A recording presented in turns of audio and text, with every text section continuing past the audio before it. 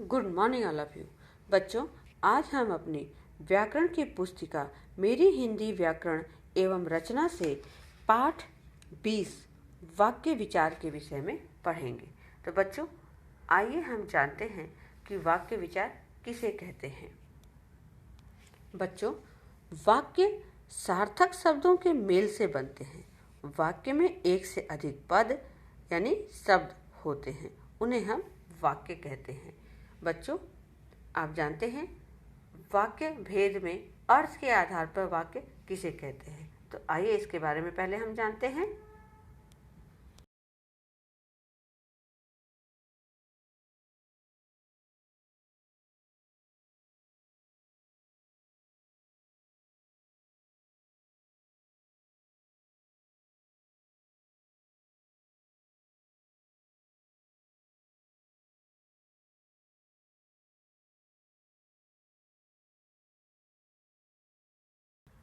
वाक्य, इसकी परिभाषा है बच्चों, शब्दों के एक सार्थक समूह को ही वाक्य कहते हैं।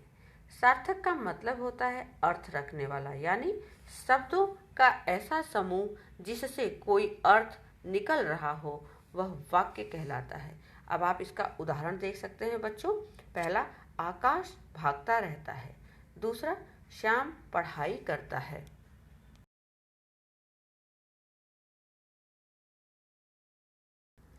तो बच्चों, आइए हम जानते हैं अर्थ के आधार पर वाक्य की पहचान हम कैसे करते हैं।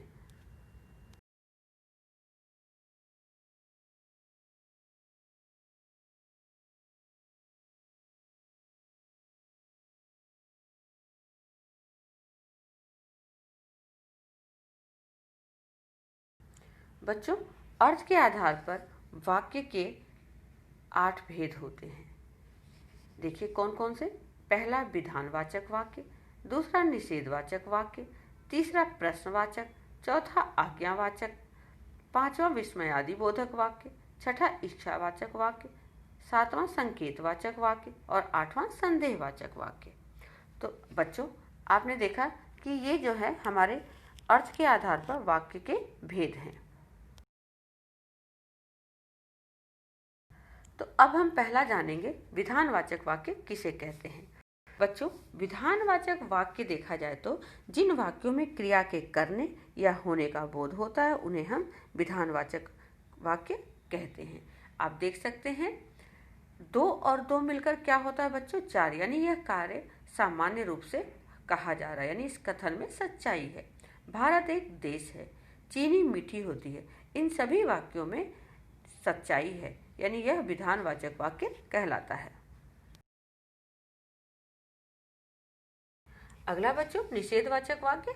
जिस वाक्य में किसी क्रिया के न होने का बोध हो, उसे हम निषेधवाचक वाक्य कहते हैं। बच्चों, इसमें आप उदाहरण देख सकते हैं। अंश विद्यालय नहीं जाएगा। रात में बिजली नहीं रहती। उसने बात तक नहीं की। गोलू पाठ नहीं पढ़ता। बच्चों, इन सभी वाक्यों में हमें नकारात्मक बात का पता चलता है, यानी न मतलब नहीं। तो इससे हमें निषेधवाचक वाक्य होने का बोध होता है।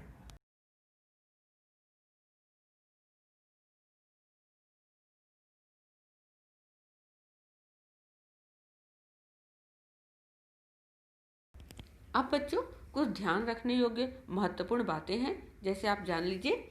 अब तो वह मेरी परवाह करने से रहा। अब तो वह आने से रहा, यानी इन वाक्यों में भी कार्य के न होने का ही पता चल रहा है, यानी यह वाक्य भी निषेधवाचक वाक्य ही कहलाता है।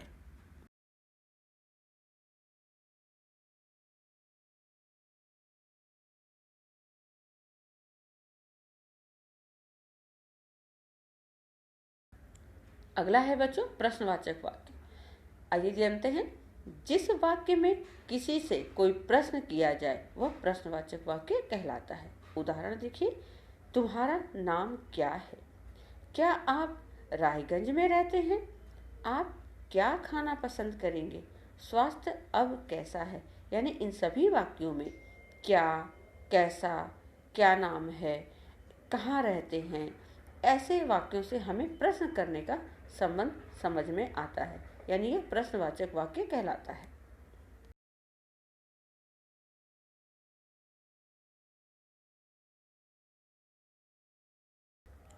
अगला है बच्चों आज्ञावाचक वाक्य। जिस वाक्य में किसी को आज्ञा, आदेश दिया गया हो अथवा निवेदन या प्रार्थना की गई हो, वह आज्ञावाचक वाक्य कहलाता है। यानी इसका उदाहरण देखते हैं बच्चों। तुम बैठ जाओ, कृपया खड़े हो जाइए, कृपया आप सब शांत रहें, हे प्रभु रक्षा कीजिए। तो बच्चों इनमें आपने देखा अनुमति, आज्ञा, प्रार्थना, विनय का भाव स्पष्ट हो रहा है, यानी यह वाक्य आज्ञावाचक वाक्य होता है।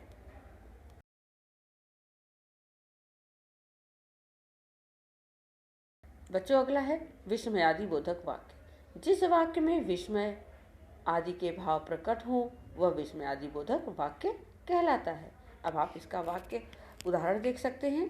अरे इतने बड़े हो गए, आहा क्या मौसम है, धत मुंह नोच लूंगा, हाय मैं तो डर गई। यानी इन सभी वाक्यों में हमारे भाव का पता चल रहा है, किस प्रकार के भाव हम प्रकट करते हैं इन शब्दों के द्वारा। जैसे अरे, आहा, धत, हाय, ये हमारे भाव प्रकट करने का संकेत दे रहे हैं, यानी यह विस्मयादि बोधक वाक्य कहलाता है।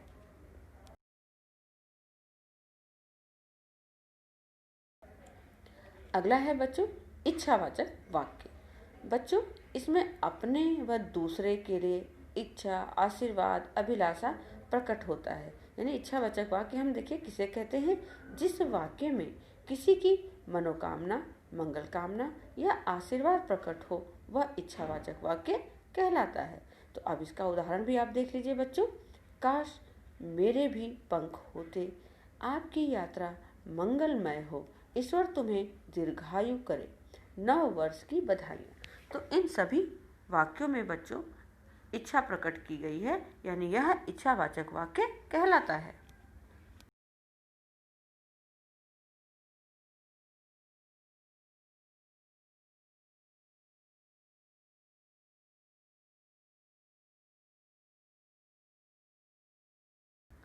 अगला है बच्चों संकेतवाचक। संकेत का मतलब होता है बच्चों इंग्लिश में हिंट, यानी शर्तवाची वाक्य, हेतुवाचक वाक्य यानी आश्रित वाक्य, ये सभी संकेतवाचक वाक्य के अंतर्गत आते हैं।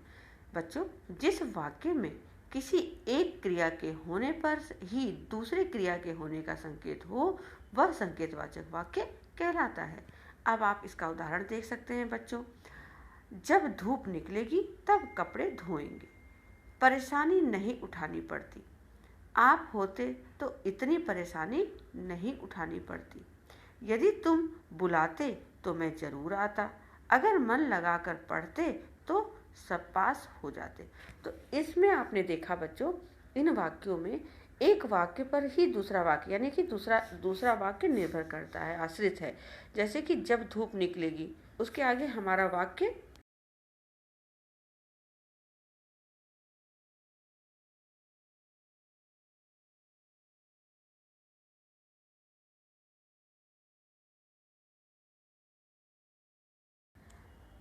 हमारा वाक्य अभी पूरा नहीं हो रहा है, यानी हमें उसकी आगे जानने की इच्छा बनी हुई है। यानी जब तक हम दूसरा वाक्य बोलेंगे नहीं, हमारा वाक्य पूरा नहीं कहलाएगा। तो यह संकेतवाचक वाक्य कहलाता है। बच्चों अगला है संदेहवाचक वाक्य, यानी कि संभवतः या शायद। तो बच्चों देखिए, जिस वाक्य में किसी कार्य के होने में संदेह हो, वह संदेहवाचक वाक्य कहलाता है। अब आप इसका उदाहरण देखिए बच्चों। संभवतः है आज धूप निकले, यानी कि पक्की तरह से इस बात के बारे में पता नहीं है। संभवतः मैं जीत जाऊं, कदाचित उसने देखा ही ना हो, शायद उसे खबर ही ना हो। तो बच्चों इन सभी वाक्यों में संभवतः, शायद, संभव, कदाचित, शायद, ये सभी वाक्य हमें संदेह प्रकट करते हैं। तो यह संदेहवाचक वाक्य कहलाता है।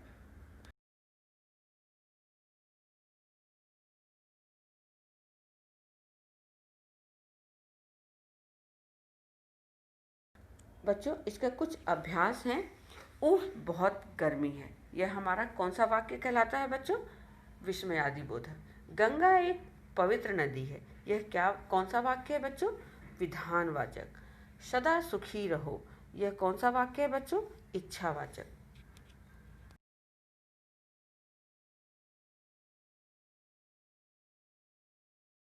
तो बच्चों कुछ और भी प्रश्न हैं, आप ये देख सकते हैं। वाक्य किसे कहते हैं? पदों या ऐसा व्यवस्थित समूह जो अर्थ देने में समर्थ हो उसे हम वाक्य कहते हैं। फिर दूसरा प्रश्न आता है बच्चों, वाक्य के कितने अंग हैं? तो वाक्य के 2 अंग होते हैं। कौन कौन से? उद्देश्य और विधेय। अर्थ की दृष्टि से वाक्य के कितने भेद होते हैं? बच्चों अर्थ की दृष्टि से वाक्य के 8 भेद होते हैं। जैसा कि आपने देखा, पहला विधानवाचक, दूसरा प्रश्नवाचक, तीसरा निषेधवाचक, चौथा आज्ञावाचक, पांचवा संदेहवाचक, छठा इच्छावाचक, सातवां संकेतवाचक और आठवां विस्मयवाचक। बच्चों अगला है, उपवाक्य कितने प्रकार के होते हैं?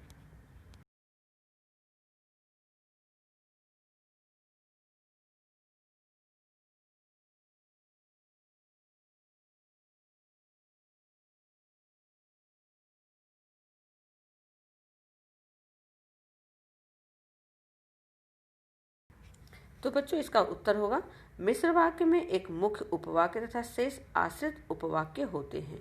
यानी आश्रित उपवाक्य 3 प्रकार के होते हैं: संज्ञा उपवाक्य, विशेषण उपवाक्य और क्रिया विशेषण उपवाक्य।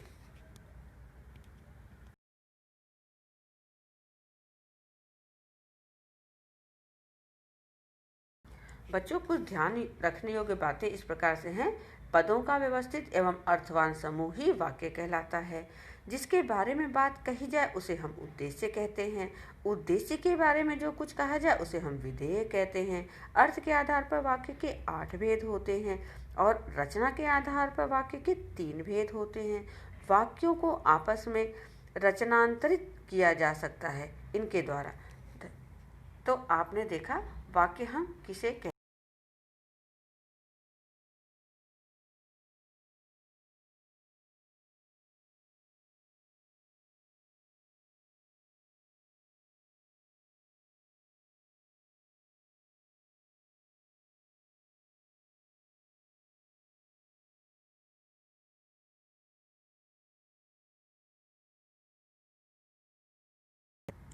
धन्यवाद।